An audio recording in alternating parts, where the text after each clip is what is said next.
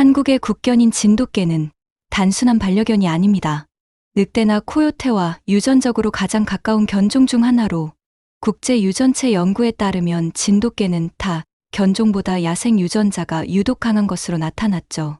이들은 한번 물면 놓지 않는 근성, 자신보다 두세 배 큰 맹수에게도 물러서지 않는 대담함, 그리고 자기 영역을 지키는 본능적인 충성심으로 알려져 있습니다. 그 결과 지금 미국과 캐나다, 유럽, 중동까지 진돗개를 찾는 외국인들이 급증하고 있습니다. 특히 야생동물의 위협이 잦은 해외 농가와 외곽 지역에선 진돗개는 가정을 지키는 전사, 말 그대로 침묵하는 수호자로 불리고 있습니다. 그런데 얼마 전 진돗개 3마리가 러시아의 외딴 산골 마을에서 한밤중 들이닥친 야생 늑대 무리와 마주하게 된 사건이 있었습니다. 울타리는 무너졌고 총도 늦었고 사람들은 숨을 죽였습니다. 그 순간 움직인 건 단 3마리의 개였습니다. 여기서 잠깐 여러분의 구독과 좋아요는 영상 제작하는데 큰 힘이 됩니다. 월요일 아침이었어요. 해가 막 떠오를 무렵이었죠. 동물들 상태 보러 나가려던 참이었는데 하얀 눈밭 뒤에 빨간색이 보였어요. 많은 피는 아니었는데 그 순간 숨이 턱 막혔어요. 우리 울타리 바깥쪽 눈더미 밑에 유리씬의 염소 한 마리가 쓰러져 있었어요. 반쯤 묻혀 있었고 배가 찍혀 있었지요. 그 주변 눈에는 발자국이 어지럽게 찍혀 있었고 염소 발굽, 날카로운 발톱 자국, 그리고 익숙한 모양의 깊게 눌린 흔적들. 개도 곰도 아니었어요. 늑대였어요. 순간 등줄기로 한기가 확 끼쳤지요. 주변이 너무 조용했는데 그 정적이 갑자기 낯설고 무서워졌어요. 숲이 숨을 참고 있는 것 같았달까요. 무릎을 꿇고 염소 목쪽을 살펴봤는데 한 번에 끝냈더라고요. 정확하고 깔끔하게 깊게 베었어요. 저도 모르게 벌떡 일어섰고 헛간 쪽으로 뛰기 시작했어요. 유리, 늑대예요. 빨리 다 닫으세요. 처음엔 한국어로 소리쳤고 바로 이어서 러시아어로도 외쳤어요. 유리 씨가 두꺼운 외투 입고 부츠신은 채로 뛰어나왔어요. 얼굴만 보고도 상황을 다 알아챘더라고요. 시체는 안 봐도 됐어요. 제 얼굴이 이미 말하고 있었으니까요. 우리 문 걸고 울타리 닫고 어린 염소랑 양들은 안쪽 헛간으로 몰아넣으며 우리는 빠르게 움직였어요. 유리 씨는 러시아 말로 욕을 계속 중얼거렸어요. 저는 자꾸 나무숲 쪽을 보게 됐고요. 이건 단순한 습격이 아닌 경고 같았어요. 여긴 러시아 극동 하바롭스크 근처 산골 마을이에요. 겨울엔 모든 게 얼어붙고 한동안은 사람 소리도 거의 안 들리는 그런 곳이죠. 이 동네 사람들은 미리 준비하고 참고 견디고 동물들 덕에 살아가요. 염소랑 양은 그냥 가축이 아니에요. 그게 곧 옮기고 식량이고 교환 수단이거든요. 염소젖은 끓여서 보관하고 털은 실로 뽑아 이불로 쓰고 고기는 천천히 말려서 겨울 내내 먹어요. 이런 데서 염소 한 마리 잃는다는 건 그냥 하나 죽은 게 아니라 이 겨울에 곧 위기를 뜻하지요. 저요? 한국에서 수의사로 일하다가 조금 더 진짜를 경험해보고 싶어서 이 마을까지 오게 됐어요. 서울에서 몇 년 일했지만 점점 동물 대신 사람만 상대하게 되더라고요. 그래서 NGO 통해서 러시아랑 협약 맺은 지역 보건 파견 프로그램에 지원했죠. 2년 동안 여기 있으면서 송아지 돌보고 염소 새끼 받아주고 마을 개들 예방접종하고 그런 조용하고 잔잔한 일들을 했어요. 근데 오늘 아침부터 분위기가 달라졌죠. 늑대는 단순히 사냥만 하는 동물이 아니라 약하다고 판단한 곳엔 계속 찾아오는 집요한 존재예요. 눈 위에 번져있던 그 피를 보면서 이건 시작일 뿐이라는 걸 알았지요. 내가 이 마을을 지켜야겠다. 여기 사람들, 여기 동물들이 조용한 삶을요. 그리고 저 혼자는 아니었어요. 헛간 옆에 앉아있던 3마리 진돗개가 말없이 절 바라보고 있었거든요. 한국은 정말 멀어요. 근데 그 순간 그래도 한국에서 온 이 아이들이 마을을 지킬 수 있을지도 모르겠다 그런 생각이 들더라고요. 그날 밤 울음소리가 들렸어요. 길고 낮고 텅 빈 듯한 그 소리는 소나무 숲을 타고 마을 전체를 감쌌죠. 한 마리가 아닌 분명히 몇 마리였어요. 집 안에선 아기들이 울기 시작했고 나무 문 여닫는 소리, 아버지들이 총 들고 나오는 소리가 여기저기서 났어요. 차가운 공기에 입김이 하얗게 피어올랐죠. 그러다 쾅! 유리 씨 헛간 쪽에서 무너지는 소리가 났어요. 우리가 달려갔을 땐 양우리 철망은 벌써 무너져 있었고 눈 위엔 피와 흩어진 양털, 깊이 패인 자국들만 남아 있었어요. 그 짧은 순간에 양 한 마리가 없어졌어요. 늑대는 똑똑했고 우리가 방심하는 그 순간만을 노렸어요. 남겨진 건 울음소리와 어둠뿐이었죠. 유리 씨가 눈을 걷어차며 욕을 하고 다른 사람들은 고개만 숙였지요. 이번엔 더 심하게 느껴졌어요. 우린 지키려 했거든요. 근데 아무 의미 없었어요. 다음 날 아침 마을 사람들을 모두 불렀어요. 작은 회관에 다들 말없이 앉았고 얼어붙은 손을 비비며 고개를 들지 못했어요.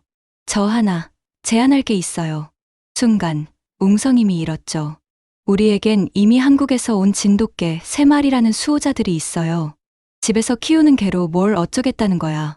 뒤쪽에서 중얼거리는 목소리도 있었지만 저는 조용히 이어 말했어요. 이 아이들 단순한 애완견 아니에요. 한국에선 집을 지키던 개들이고 표범도 쫓았어요. 제가 어릴 때부터 직접 키웠고 이곳에서도 조용하지만 다른 본능을 보여줬어요. 해랑이, 다니, 백호, 이 아이들에게 오늘 밤 울타리를 맡기게 해주세요. 단 하루 밤만 부탁드릴게요. 정적 끝에 유리 씨가 천천히 고개를 끄덕였고 그렇게 하룻밤이 시작됐어요. 총도 철망도 아닌 3마리 개에 대한 믿음으로 맞선 첫 번째 밤. 다음 날 아침 염소 헛간 앞에 서 있던 남자가 그렇게 말했어요. 팔짱을 낀 채 못마땅하다는 얼굴로 늑대한테 찢기기 딱 좋은 그냥 애완견이야. 그 말에 몇몇이 고개를 끄덕였고 눈길은 헛간 옆에 조용히 앉아있는 진돗개들한테로 쏠렸어요. 등 위에 눈이 수북했지만 애들은 꼼짝도 안 했지요. 그 순간 해랑이가 고개를 아주 살짝 들더니 나무숲 쪽을 바라봤어요. 묘하게 가슴이 먹먹해졌어요. 혹시 내가 얘네를 위험에 밀어넣는 건 아닐까? 서울에서 욕조에 담그며 키웠던 애들인데 나만 믿고 따랐는데 그날 해칠 무렵 개들과 울타리 둘레를 천천히 돌았어요. 해랑이는 냄새를 맡고 다니는 앞뒤를 살폈고 백호는 한자리에 서서 숲을 응시했어요. 명령은 하지 않았는데 마치 다 알고 있다는 듯 움직였죠. 진돗개는 짖지 않아요. 판단하고 기다렸다가 움직여요. 예전엔 한옥을 지켰고 지금은 이 눈 덮인 러시아 땅을 지키는 중이에요. 늑대 울음은 들리지 않았지만 저도 개들도 그대로 그 자리에 섰어요. 대신 나무 하나가 얼음에 갈라지는 소리를 냈고 우리는 그렇게 아무 말 없이 조용히 밤을 맞이했어요. 새벽 3시 41분. 해랑이가 짖었어요. 낮고 단 한 번. 근데 그 소리 하나에 통나무 벽 너머로도 잠이 깨더라고요. 눈을 번쩍 떴고 벌써 코트랑 부츠 반쯤 신고 있었지요. 안도 추웠는데 밖은 더했어요. 숨 쉬는 것도 얼어붙는 느낌. 그리고 정적이 깨졌어요. 으르렁. 그러더니 와르르 하고 눈 밀리는 소리. 문을 확 열었을 땐 이미 보였어요. 검은 형체 3개. 달빛이 비친 눈 위로 숲에서 튀어나와 가축 울타리 쪽으로 뛰어오고 있었어요. 심장이 쿵. 정확히 그런 느낌이었어요. 한 번에 터졌어요. 손전등을 집어들고 얼음 위를 뛰기 시작하자 부츠가 눈을 찍는 소리가 유난히 크게 들렸어요. 근데 헛간 모서리에 도달하기도 전에 예상치 못한 소리가 들렸어요. 낑, 깍. 아픈 소리 아니었어요. 혼란. 물러서는 소리. 늑대들이 도망치고 있었어요. 모서리를 돌아서 본 순간 다니가 늑대 하나를 몰고 뛰고 있었어요. 절뚝거리는 녀석 울타리 오른쪽으로 몰아내고 있었는데요. 속도가 정말 무서웠어요. 날아다닌다는 표현이 맞을 정도였죠. 물 흐르듯 한치 망설임도 없이. 그렇게 다니는 그 늑대를 며칠 전 우리가 판함정으로 몰아넣었어요. 얼음이 얇게 깔린 가지랑 소리프로 덮은 얕은 구덩이. 늑대는 발이 미끄러졌고 퍽 소리 나면서 밑으로 떨어졌어요. 그 순간 해랑이가 다시 짖었어요.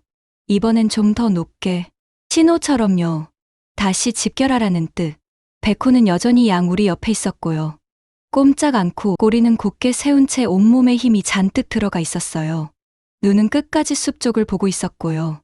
제가 머릿수를 세었어요. 3. 다 살아 있었어요. 상처 하나도 없었고요. 그 자리에 주저앉았어요. 한쪽 무릎 꿇고 숨은 하얗게 흩어지고 심장은 미친 듯이 뛰고 있었고요. 떨고 있었단 걸 그제야 알았어요. 얘네가 단순히 싸운 게 아니었어요. 작전이었어요. 계획된 움직임. 한 마리는 자리를 지켰고, 한 마리는 주의를 끌었고, 한 마리는 몰아냈어요. 엉킨 싸움이 아니었고요. 방어였어요. 그것도 완벽한 협동이었죠. 얘네는 그냥 용감한 게 아니에요. 군인이었어요. 늑대는 영리해요. 그건 맞아요. 근데 진돗개는 좀 달라요. 살아남기 위해 태어난 존재랄까. 자기가 아끼는 걸 계산하고 판단하고 지켜요. 이렇게 싸우도록 제가 따로 훈련시킨 것도 아니에요. 그냥 이게 자기들이 해야 할 일이라는 걸 얘네가 스스로 아는 거예요. 해 뜰 무렵 늑대는 자취를 감췄어요. 덧밖에는 발자국 하나 없었고 숲도 울타리도 멀쩡했죠. 염소들은 아무 일 없다는 듯 해를 받으며 울고 있었어요. 그날 아침 문을 여니 따뜻한 빵과 비트 수프가 놓여 있었어요. 아이 둘이 마른 사과를 싸서 두고 간 건 조금 뒤였고요. 기분이 묘했어요. 자랑도 아니고 감격도 아니고 그냥 살았구나 싶었어요. 염소도 무사했고 사람들도 편히 잠들었고 그리고 제 개들도 모두 제 곁으로 돌아왔으니까요. 그날 아침 개들의 털을 천천히 빗겨줬어요.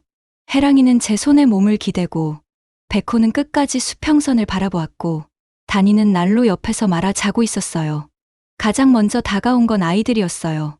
조심스러운 손짓으로 제가 알려준 그 방식 그대로 인사를 했죠. 그 다음엔 어른들이 하나둘 왔고 예전엔 비웃던 안드레이 아저씨까지. 해랑이 앞에 무릎 꿇고 속삭였어요. 스파시바, 코레아. 진돗개들은 짖지 않았고 인정받으려 애쓰지도 않았으며 그저 묵묵히 자리를 지켰을 뿐이에요. 그 침묵이 이 얼어붙은 마을에서 가장 또렷한 언어가 되었어요. 충성, 침묵, 그리고 용기. 며칠 뒤 눈 속에서 나무 말뚝 하나가 보였어요. 눈을 털어내자 손으로 만든 작은 표지판이 드러났죠. 삐뚤한 글씨로 써 있었어요. 용기. 그 아래엔 빨강과 파랑으로 그린 서툰 태극 문양도 있었고요. 순간 가슴이 이상하게 먹먹해졌어요. 굳이 물어보지 않아도 알겠더라고요. 그건 칭찬도 보상도 아닌 기억이었어요. 잠시 뒤 헛간 뒤편에서 꼬마 카차가 한글책을 안고 고개를 내밀었어요. 눈이 마주치자 양손을 모아 제가 가르쳐준 그 방식 그대로 조용히 고개를 숙이며 인사하더라고요. 용기. 제가 따라 읽자 아이는 환하게 웃으며 달려갔어요. 진돗개들은 그 순간도 조용했지요. 자랑도 짖음도 없이 그저 자기 자리를 지키고 있었어요. 깃발이란 꼭 펄럭여야만 보이는 건 아니에요. 작은 손이 눈 위에 남긴 그 한 조각만으로 이 마을엔 기억이 생겼어요. 그리고 그 기억 속에 한국도 함께 남았고요. 이야기가 마음에 닿으셨다면 좋아요와 구독 그리고 따뜻한 댓글로 함께 해주세요. 여러분의 작은 응원이 더 많은 조용한 용기를 전할 수 있는 힘이 됩니다. 다음 이야기에서도 누군가의 침묵 속에 숨은 마음을 전해드릴게요. 감사합니다.